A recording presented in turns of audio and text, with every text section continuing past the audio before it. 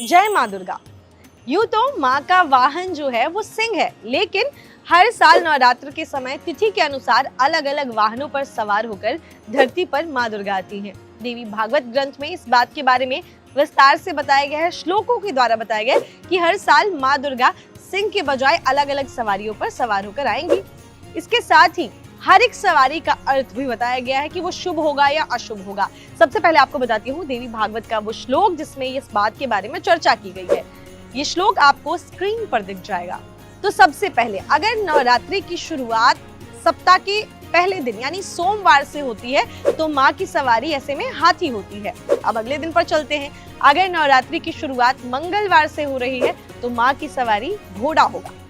नवरात्रि की शुरुआत अगर बुधवार यानी सप्ताह के तीसरे दिन से होती है तो माँ नौका पर सवार होकर आती हैं। अगर नवरात्रि की शुरुआत गुरुवार से होती है तो माँ डोली में सवार होकर आती हैं। अगर किसी साल की नवरात्रि जो है उसकी शुरुआत शुक्रवार यानी फ्राइडे से होती है तो माँ डोली में बैठकर आती हैं।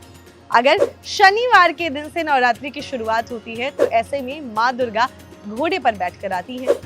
नवरात्रि की शुरुआत अगर रविवार के दिन यानी सप्ताह के आखिरी दिन पर होती है तो ऐसे में माँ का वाहन जो है वो होता है हाथी।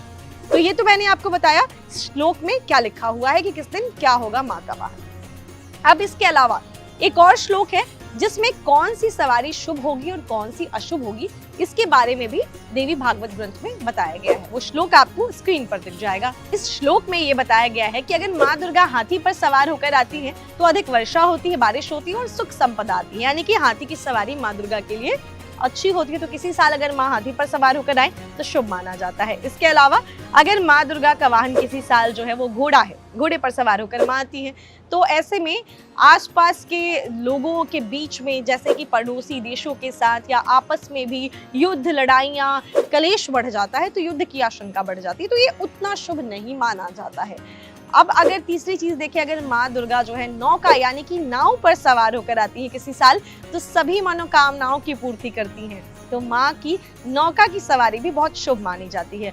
और अगर माँ दुर्गा जो है किसी साल डोली पर चढ़कर आती हैं तो ये महामारी या किसी तरीके की बीमारी का खतरा बना रहता है, तो इसे भी शुभ नहीं मानते हैं। तो देवी भागवत ग्रंथ में इस श्लोक के बारे में चर्चा की गई है जिसमें बताया गया है कि माँ की सवारी क्या होगी और कौन सी सवारी जो है वो शुभ मानी गई है, कौन सी अशुभ मानी गई है, जिसे अच्छा नहीं मानते हैं। तो वैसे तो माँ का आना हर साल ही बहुत अच्छा होता है, क्योंकि कहते हैं ना माँ वो होती है जो अपने बच्चों के कष्ट को दूर कर देती है, अपने बच्चों की सारी प्रॉब्लम्स को हल लेती है। उनकी पूजा में 9 दिन जो होते हैं बहुत ही खास होते हैं। हर कोई अपनी प्रार्थना जो है माँ के सामने रखता है, पूजा करता है श्रद्धा से, कुछ ना कुछ मनोकामनाएं भी होती हैं, तो बहुत ही अच्छे होते हैं वो 9 दिन। लेकिन हमारे ग्रंथों में, पुराणों में इस बात की चर्चा की गई है। तो देवी भागवत ग्रंथ में इस बात की चर्चा की गई थी। बहुत सारे लोग ये सवाल पूछते थे कि कहाँ लिखा है कि हाथी पे आएंगी, घोड़े पे आएंगी, किस दिन कौन सी हम माने, कैसे हम जाने। तो ये मैंने आपको इसीलिए जानकारी दी ताकि आपको आइडिया रहे।